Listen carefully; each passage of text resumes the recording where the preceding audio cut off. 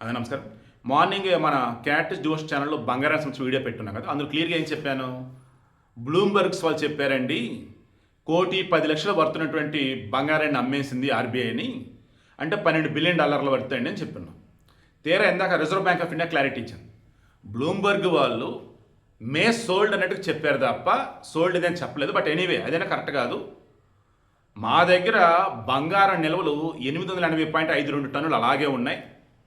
Okay, తర్వాత foreign reserves ఏవైతే ఉంటాయో విదేశీ మార్క నిల్వలు అంటారు చూసారా, అవి కూడా గతంతో పోలిస్తే బాగానే ఉన్నాయి. ఎక్కడ ఇబ్బంది లేదు, అంతా సవ్యంగా ఉంది, సక్రమంగా ఉంది అని చెప్పున్నారు. సో వీడియోకి ఇంటెన్షన్ ఏంటి? బంగారం అమ్మల, బంగారం రిజర్వ్ బ్యాంకులో అలాగే ఉంది. మోడీ వచ్చేసి విదేశీ నుంచి బంగారం కొనడం తగ్గించండి అన్నాడు. సో జ్యువెలరీ షాపులో బంగారం కొనే వాళ్ళు తగ్గున్నారు. కానీ బంగారం విదేశం నుంచి ఇంపోర్ట్ అవ్వట్లా, ఉన్న బంగారాన్ని అమ్మల రిజర్వ్ బ్యాంకులో. సో గోల్డ్ జ్యువెలర్స్ వాళ్ళ దగ్గర ఉంది, ఆ బంగారాన్ని అటు ఇటు తిప్పి అమ్ముకుంటా ఉండాలి.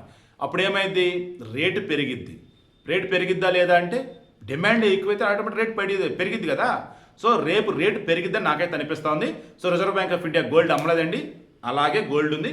బట్ మన ఇండియాలో మాత్రం 32,000 టన్నుల బంగారం ఉంది జనాల దగ్గర అయితే. వరల్డ్లో ఏ దేశంలో ఇంత బంగారం సామాన్య ప్రజల దగ్గర అయితే లేదు.